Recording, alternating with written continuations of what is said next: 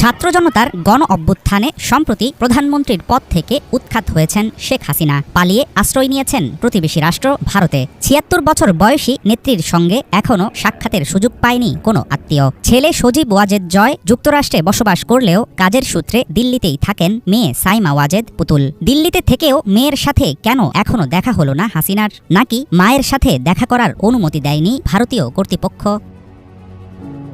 ৮ August সামাজিক যোগাযোগ মাধ্যম এক্সে পুতুলের একটি পোস্ট থেকে জানা যায় মায়ের সাথে তার এখনও দেখা হয়নি। সাইমা ওয়াজেদ সেই টুইটে লিখেছেন, এই কঠিন সময়েও আমার মাকে দেখতে পারছি না, তাকে জড়িয়ে ধরতে পারছি না, আমার হৃদয়ে ভেঙে যাচ্ছে। সেই পোস্ট থেকে তৈরি হয়েছে নানা রকম সন্দেহ। প্রশ্ন উঠেছে, তাহলে কি ভারতে গৃহবন্দী আছেন শেখ হাসিনা?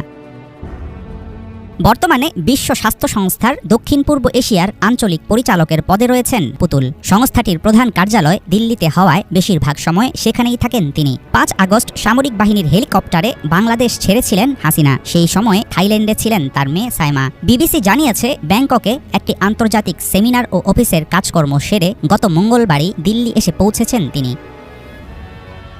ভারতীয় গণমাধ্যম সহ বিভিন্ন সূত্রে জানা গেছে, শেখ হাসিনা এই মুহূর্তে রয়েছেন দিল্লির কাছে গাজিয়াবাদে। সেখানে ভারত সরকারের আধাসামরিক বাহিনীর একটি অতিথি নিবাস এখন তার অস্থায়ী আশ্রয়স্থল। এই গেস্ট হাউসে বসবাসের বিষয়টিকে অনেকেই তুলনা করছেন আংশিক গৃহবন্দিত্বের সাথে। তবে পুরনো ও পরীক্ষিত বন্ধুর সাথে এমন আচরণ করবে মোদী সরকার, সেটা নিয়েও আছে সন্দেহের অবকাশ। সদ্য প্রধানমন্ত্রীর পদ হারানো শেখ হাসিনার কন্যা ছাড়াও একটি ভিন্ন পরিচয় আছে সাইমা ওয়াজেদ পুতুলের। বর্তমানে তিনি আন্তর্জাতিক একটি সংস্থার শীর্ষ কর্মকর্তা। আগামীতেও সংস্থাটির আঞ্চলিক পরিচালকের দায়িত্বে কাজ করে যাবেন তিনি। হয়তো সে কারণেই দিল্লিতে এখনও মায়ের সাথে দেখা করতে পারেননি পুতুল। বাধা হয়ে উঠেছে তার পারিপার্শ্বিক পরিস্থিতি।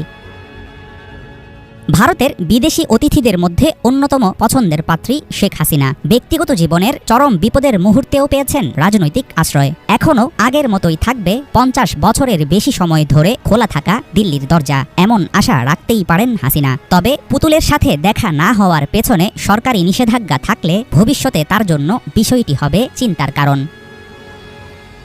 হাফিজুল ইসলাম, বাংলা ভিশন।